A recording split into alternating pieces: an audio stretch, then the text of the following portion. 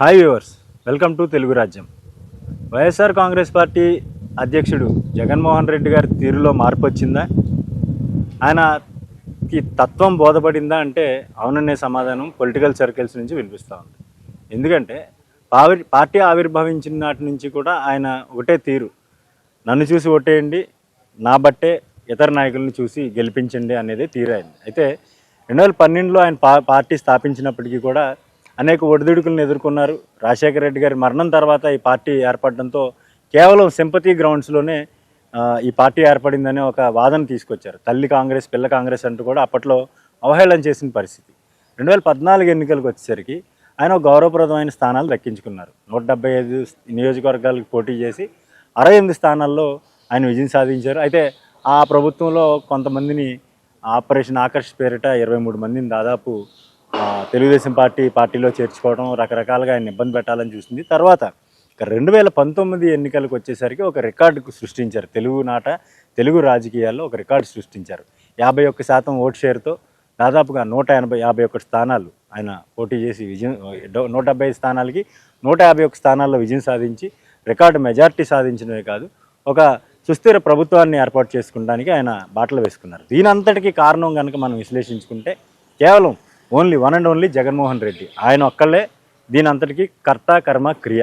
ఎవరు లేరు, కార్యకర్తలు లేరు, నాయకులు లేరు, ఎవ్వరూ కూడా దీని వెనక కష్టపడింది లేదు. ఆయన సుదీర్ఘంగా నిర్వహించినటువంటి పాదయాత్ర కారణంగానే ఆయన అధికారం చేజిక్కించుకున్నారు. అయితే 2024 ఎన్నికలకు వచ్చేసరికి పూర్తిగా పార్టీ చతికిలు పడింది. కేవలం 11 స్థానాలకి 40% ఓట్ షేర్ వచ్చినప్పటికీ 11 స్థానాలకే ఆయన పరిమితం అయ్యారు. మేమర్స్తో పాటు రాజకీయ విమర్శకులు, ప్రతిపక్షాలు అన్నీ కూడా ఆయన్ని టార్గెట్ చేసి రకరకాలుగా లెవెన్ రెడ్డి అంటాం, రకరకాలుగా ఆయన్ని ఇబ్బంది పెట్టిన పరిస్థితి మనం చూసాం. అయితే ఇప్పుడు సార్వత్రిక ఎన్నికలు అంటే 2024 ఎన్నికలు గడిచిన తర్వాత దాదాపుగా ఏడాది పూర్తయింది. ఇటీవల ఆయన తరచూ బెంగళూరు వెళ్ళిపోవడం, అక్కడే నివాసం ఉంటున్నారని చెప్పిన విమర్శకులకు కూడా సమాధానం ఇస్తూ ఆయన తరచూ తాడేపల్లిలో సమావేశాలు నిర్వహిస్తూ ఉన్నారు.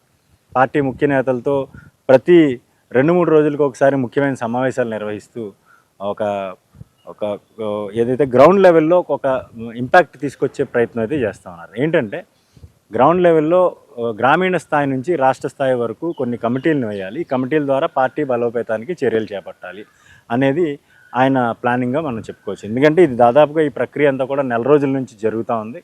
ఇటీవల కాకినాడలో ఉభయ గోదావరి జిల్లాలకు సంబంధించినటువంటి ఒక కార్యక్రమం కూడా జరిగింది. రీజనల్ కోఆర్డినేటర్గా ఉన్నటువంటి బొత్స సత్యనారాయణ ఆధ్వర్యంలో ఈ సమావేశంలో దాదాపుగా అన్ని నియోజకవర్గాలకు సంబంధించి, అంటే ఉమ్మడి ఉభయ గోదావరి జిల్లాలకు సంబంధించి 35 అసెంబ్లీ సెగ్మెంట్లు, 5 పార్లమెంటు సెగ్మెంట్లకు సంబంధించినటువంటి ముఖ్య నాయకులు, రీజనల్ కోఆర్డినేటర్లు, అదేవిధంగా మహిళా విభాగానికి సంబంధించిన వాళ్ళు, అన్ని శాఖలకు సంబంధించినటువంటి పదాధికారుల సమావేశం నిర్వహించారు. అయితే ఈ సమావేశంలో ఒకటే, గ్రామీణ స్థాయి నుంచి క్షేత్రస్థాయి వరకు మొత్తం రాష్ట్ర స్థాయి వరకు కమిటీలు ఏర్పాటు చేసుకుని దీని ద్వారా పార్టీని బలోపేతం చేసుకుంటూ రానున్న ఎన్నికలకి ఇప్పటి నుంచే తమ సిద్ధపాటుని వ్యక్తం చేయాలనేది ఈ పార్టీ ప్రణాళికగా చెప్తా ఉన్నారు. అయితే దీని వెనుక ఇంకొక కోణం కూడా పొలిటికల్ సర్కిల్స్ నుంచి వినిపిస్తూ ఉంది. ఇప్పుడు మద్యం కుంభకోణం అనేది రాష్ట్రంలో చాలా హాట్ టాపిక్గా నడుస్తూ ఉంది. జగన్మోహన్ రెడ్డి గారికి చుట్టూ ఉన్నటువంటి అత్యంత సన్నిహితులు, ఆయనకి వ్యక్తిగత కార్యదర్శిగా చేసిన వారు, ఇటువంటి వారిని కూడా సిఐడి ఆధ్వర్యంలో ఏర్పాటు చేసినటువంటి సిట్ అరెస్ట్ చేసింది. ఇంకా నెక్స్ట్ స్టెప్ ఎవరనంటే ఒక అంతిమ లబ్ధిదారు జగన్మోహన్ రెడ్డి గారు అనే ప్రచారం జరుగుతూ ఉంది. చాలా వేల కోట్ల కుంభకోణం జరిగిన నేపథ్యంలో ఆయన అరెస్ట్ తప్పదు. ఆయన అరెస్టు కనుక జరిగితే రాష్ట్రంలో ఎటువంటి పరిస్థితులు ఉంటాయనే దాని మీద పూర్తిగా అంచనా వేస్తూ ఉంది. దీనికి సంబంధించి కేంద్రం వద్ద కూడా పర్మిషన్ తీసుకున్నట్టుగా కూడా ప్రచారం జరుగుతూ ఉంది.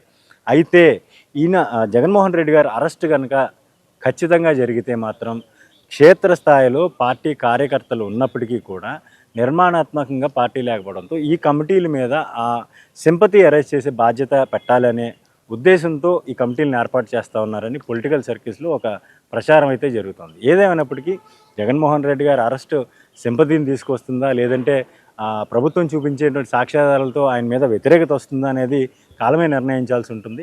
అయితే ఈ కమిటీల ఏర్పాటు ద్వారా రాష్ట్ర వ్యాప్తంగా కూడా ఒకవేళ జగన్మోహన్ రెడ్డి గారు అరెస్ట్ అయితే ఒక యాజిటేషన్ చేయడానికి, లేదంటే ఒక నిరసన గళం వినిపించడానికి క్షేత్రస్థాయిలో ఇటువంటి పార్టీ కార్యకర్తలు, లేదంటే కమిటీల ఆధ్వర్యంలో ఒక యాజిటేషన్ నిర్వహించేందుకు మాత్రం నిర్వహిస్తూ ఉన్నారు, ఈ ఏర్పాటు చేస్తూ ఉన్నారు, ఈ కార్యాచరణ చేస్తూ ఉన్నారనే స్పందన అయితే వినిపిస్తూ ఉంది. దీని మీద రానున్న రోజుల్లో ఒకవేళ జగన్మోహన్ రెడ్డి గారు నిజంగా అరెస్ట్ అయితే ఏ విధంగా ఉంటుందనేది మనం రానున్న రోజుల్లో వేచి చూడాల్సి ఉంది.